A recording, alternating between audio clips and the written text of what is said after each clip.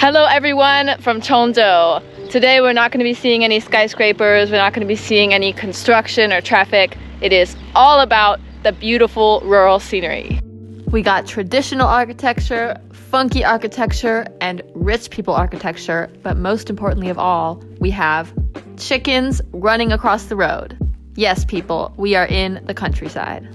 And since we're in Sichuan, of course, no shortage of fake pandas. The village that this lovely little fake panda is sitting outside of just happens to be an absolute paradise for plant lovers, especially people who like bonsais.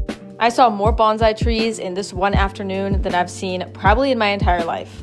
And it's not just Chinese people that are into this either. I met a guy from Canada who has also gotten in on the bonsai craze, but with bamboo instead of trees. This is a rock. And one of the locals, he goes and gets the rocks and he makes dishes out of them, or pots. Oh. And so he was driving around with his car and he's like, "Hey, Lo, Gini." I'm like, "Yeah, okay, man, cool." And so he gave it to me. Like I said, everything grows better here. It's so tiny. Yeah. Can you find bamboo like that in the wild? Yeah. Actually, this came from Japan. Oh. This is Japanese bamboo. He's been in China for 19 years already, which is insane. He has so many stories to tell and is now retired, enjoying life with his bonsais. Here is another retiree's garden full of bonsais. He told me that it's been over 20 years of work to cultivate this collection, and this tree right in the middle here is even older than he is. Look at this, he's got bonsais everywhere, even in the drain in the floor. These people are dedicated. The bonsai village is far behind me, but it seems that this entire place is the territory of plant enthusiasts. Look at these thingies growing over here. And it's not just outside this house. There are a ton of places growing these really interesting living sculptures out of plants all around here.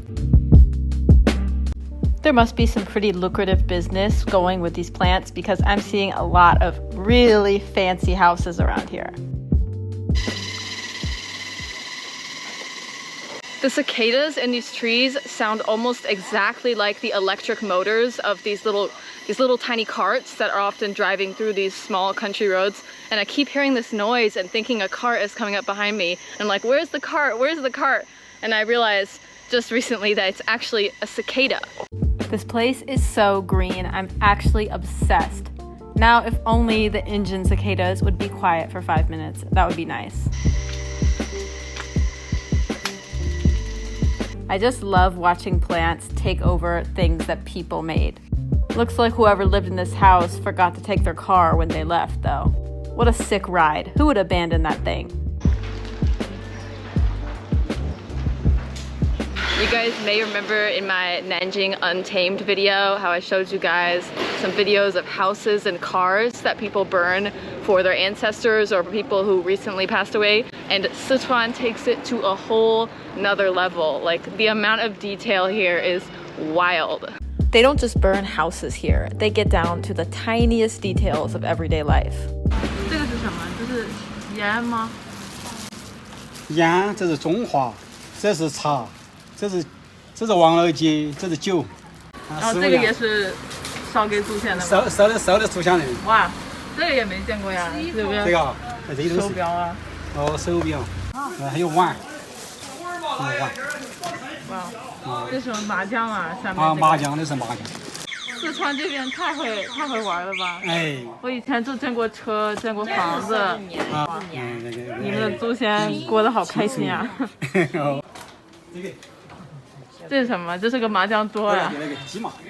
哎呀，太可爱了！我的天，好可爱。This tradition is really only a thing in small towns and villages where people are really far spread out. In cities, can you imagine if those millions of people were all burning mahjong tables for their ancestors? It would be crazy.